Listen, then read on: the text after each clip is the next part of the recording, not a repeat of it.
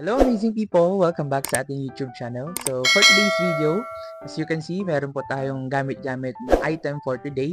And napakaganda kasi ganito na po yung quality ng sounds po natin for today. Hindi na po tayo mahihirapan mag-cancel ng mga noise kasi nga meron na po tayong ginagamit. And ito nga po yung wireless microphone lavalier.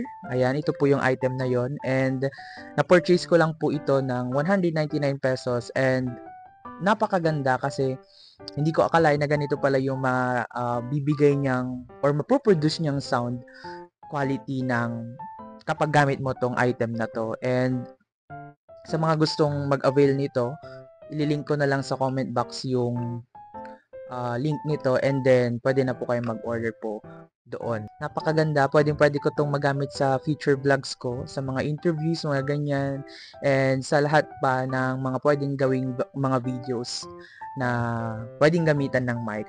So, ganito yung sound quality niya na nabibigay sa video kapag ginagamit natin siya with this wireless microphone. And ipaparinig ko din naman sa inyo kung ano yung sound quality niya kapag hindi natin gamit itong microphone na ito.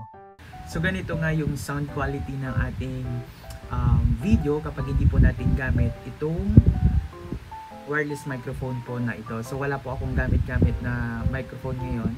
So naririnig nyo naman yung ingay ng ating electric fan sa likod. So maingay talaga. Hindi niya kayang ma-cancel out ng mga noise sa paligid. So gamit lamang itong wireless microphone na to, pwede na kayong magkaroon ng magandang sound quality. So ibalik natin para mas makita ninyo, marinig ninyo yung pagkakaiba nila. So ayun na nga, narinig na ninyo kung ano yung sound quality na meron ang wireless microphone na nabibigay if hindi natin gamit ito at kung gamit natin ito. Actually, 'di ba, sabi ko nga sa inyo, meron akong kasama diyan na electric fan sa likod ko. And nakita nyo naman, narinig nyo naman na sobrang ingay ng electric fan kapag hindi natin gamit ang wireless microphone na ito. And kung ako sa inyo, sa mga aspiring vlogger na katulad ko, bumili na po kayo ng ganito and makakatulong po talaga siya sa sound quality ng mga videos po natin. So yeah, that's all for today. Thank you for your time and thank you for your drop by sa video na ito.